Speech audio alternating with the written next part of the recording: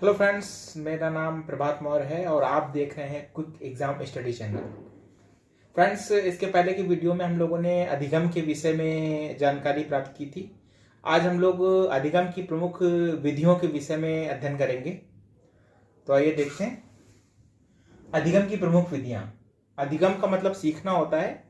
इसके पहले के वीडियो में मैंने आपको अधिगम के बारे में पूर्ण जानकारी दी थी कि अधिगम किसे कहते हैं, उनकी प्रमुख परिभाषाओं के बारे में, अधिगम के जो प्रमुख सोपान या चरण हैं उनके बारे में, और अधिगम को प्रभावित करने वाले कारकों के विषय में। ठीक है, तो आज हम लोग अधिगम की प्रमुख विधियों के बारे में जानकारी प्राप्त करते हैं। देखें, पहला है करके सीखना विधि। ठीक है, इस विधि में क्या करता है कि जो छात्र होता है वो स्वयं ही करके उससे सीखता है। ठीक, जैसा इसमें लिखा हुआ है कि स्वयं कार्य करके सीखना, यानी छात्र को एक कोई कार्य दिया जाता है और वो खुद ही करके सीखता है। जैसे कि आप लोगों ने देखा होगा कि जो साइंस के प्रैक्टिकल होते हैं वो इसीलिए होते हैं कि छात्र स्वयं करे और स्वयं ही सीखे। ठीक है, क्योंकि ये बहुत ही आसान विधि होती है करके सीखना। ठीक, अगला देखिए, दूसरा है अनुकरण विधि।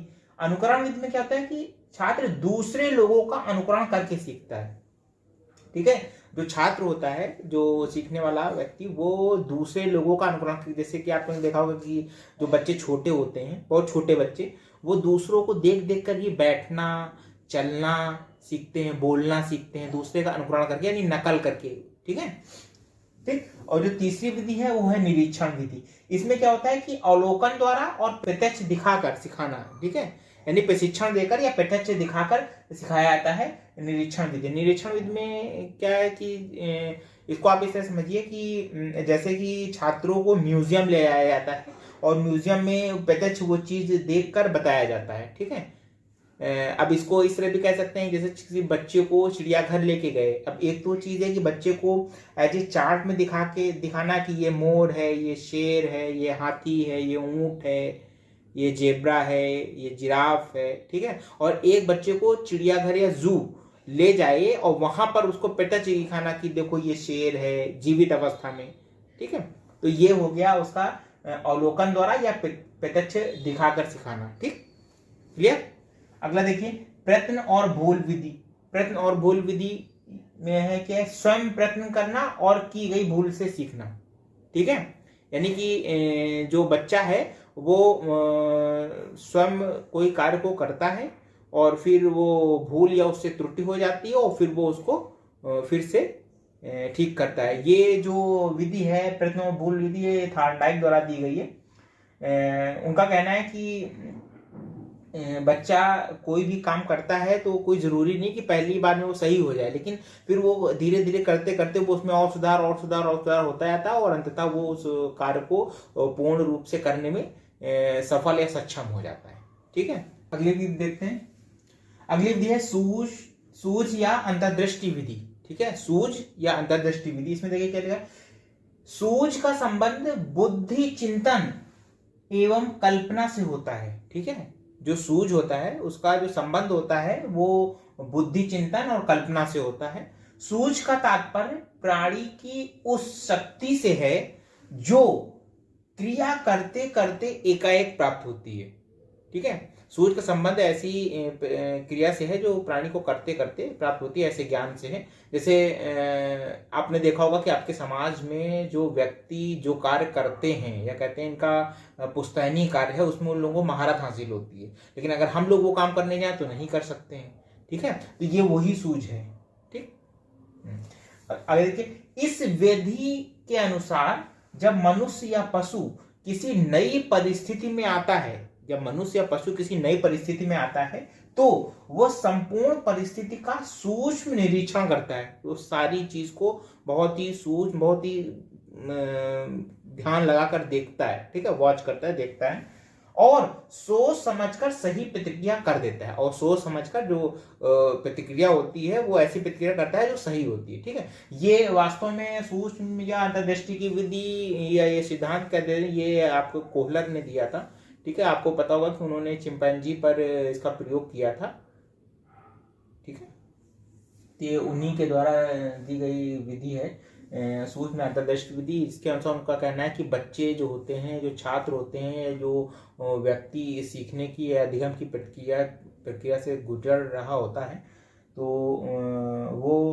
उसमें एक सूझ विकसित होती है, ठीक है, जिसको समझ भी बोलते हैं, ठीक है। और वो उसी के अनुसार धीरे धीरे करके जब बार बार वो चीज़ के सामने आती है तो उससे वो सीख लेता है, बहुत कुछ सीख जाता है और फिर सही प्रतिक्रिया वो देने लगता है। अगली विधि देखते हैं, संबद्ध प्रत्यावर्तन विधि। ये जो विधि थी ये पावलोव, मनोवैज्ञानिक पावलोव द्वारा दी गई थी, ठीक है। इस विधि के अनुसार क्या है, सीखने की ये विधि प्रत्यावर्तन के आधार पर बनी है, ठीक है। ये विधि है प्रत्यावर्तन के आधार पर बनी है। इस विधि के अनुसार किसी अनुभव या सीखने की क्रिया में एक कृत्रिम उद्दीपक होता है। एक कृत्रिम होता है यानी जो कि प्लान किया जाता है या स्थापित किया जाता है, जो स्वाभाविक उद्दीपक से संबंधित होता है, ठीक है। एक कृत्रिम होता है जो कि वास्तविक जो होती है उद्दीपक होता है उससे संबंधित होता है। जैसे पावलोव का आपने नियम पढ़ा हुआ, उसमें उन्होंने अपने कुत्ते पर प्रयोग किया था। उसमें उन्होंने एक घंटी बजाई थी, फिर उसको खाना दिया था, ठीक है। तो काफी दिन तक ये जो रूल है उसको फॉलो किया था, नियम को, और उसके बाद में उन्होंने उसको खाना नहीं दिया, सिर्फ घंटी ही बजाते थे और कुत्ता उसके मुंह से लार निकलने लगती थी, एक्साइटेड हो रहा था खाने को लेकर, ठीक है। तो जो उनका कृत्रिम उद्दीपक था वो घंटी थी जो बजाते थे, और स्वाभाविक उद्दीपक का मतलब वो भोजन जो उसके सामने प्रस्तुत किया जाता था, ठीक है। अगली विधि देखते हैं, पूर्ण या आंशिक विधियां, ठीक है। इन विधियों में क्या करते हैं कि बच्चों को पूर्ण जानकारी दे देते हैं, उसके बाद बच्चे स्टेप बाय स्टेप करके उनके बारे में पूर्ण गहन अध्ययन करते हैं और जानकारी प्राप्त करते हैं, ठीक है। आइए देखते हैं क्या लिखा हुआ। इसमें लिखा हुआ है, इस विधि में बालकों को पहले किसी समस्या के बारे में सामान्य जानकारी दी जाती है। किसी समस्या के बारे में, किसी विषय के बारे में सामान्य जानकारी दी जाती है, अर्थात वह पहले किसी क्रिया के विषय में सामान्य ढंग से सीखता है। पहले वो सामान्य रूप से उस चीज को देखता है, जानता है, सुनता है, समझता है, ठीक है। इसके बाद उस समस्या या क्रिया को विभिन्न भागों में विभक्त करके, स्टेप बाय स्टेप विभक्त करके उन विभागों की सम्यक जानकारी प्राप्त करता है, ठीक है। तो उसको और गहनता से वो समझता है और उसके बारे में विचार करता है, अर्थात क्रिया को विशद ढंग से सीखता है, पूर्ण रूप से बहुत ही गहराई के साथ में उसको सीखता है। उदाहरण देखिए, जैसे सबसे पहले बच्चे को सिर्फ पेड़ के बारे में बताया जाता है, ठीक है। सिर्फ एक वृक्ष दिखाया और कहा ये पेड़ है। अब बच्चे को पूरा ओवरऑल एक विषय के बारे में बता दिया कि ये पेड़ है, ठीक। और उसके बाद में फिर जड़, तना, शाखा, पत्ती, फूल और फल के बारे में बताया जाता है कि ये पेड़ के भिन्न भिन्न भाग हैं, नीचे से शुरू होकर और ऊपर तक ये भाग हैं, ठीक है। पहले पेड़ को दिखाते हैं, उसके बारे में फिर वो उसको विस्तार से बताते हैं कि सबसे नीचे से बताते हैं ये जड़ है, फिर उसका तना दिखाते हैं, ये तना है, ये भाग हैं इसके। उसके बाद शाखाएं गई होती हैं वो दिखाते हैं, फिर शाखाओं पर पत्तियां दिखाते हैं, फिर फूल दिखाते हैं, और फिर उस फूल के बाद में जो फल बनता है उसके बारे में उसको जानकारी देते हैं। इससे वो एक विषय के बारे में उसको पूर्ण जानकारी प्राप्त हो जाती है, ठीक है। ये इसकी प्रमुख विधियां थी। कुछ और विधियां हैं उसके बारे में हम लोग देख लेते हैं। अधिगम की जो अन्य प्रमुख जो विधियां हैं उनमें है व्याख्यान विधि आती है। व्याख्यान दिया जाता है, आपने देखा होगा, ठीक है। सामूहिक विधि आती है, सामूहिक रूप से कार्य करने के लिए दिया जाता है। वाद विवाद होता है, वाद विवाद प्रतियोगिताएं होती हैं, या फिर क्लास में भी वाद विवाद कराया। तो वाद विवाद विधि भी अच्छी होती, क्योंकि इन विधियों में क्या होता है कि किसी भी समस्या या किसी भी विषय के पक्ष और विपक्ष दोनों के बारे में पूर्ण जानकारी प्राप्त होती है।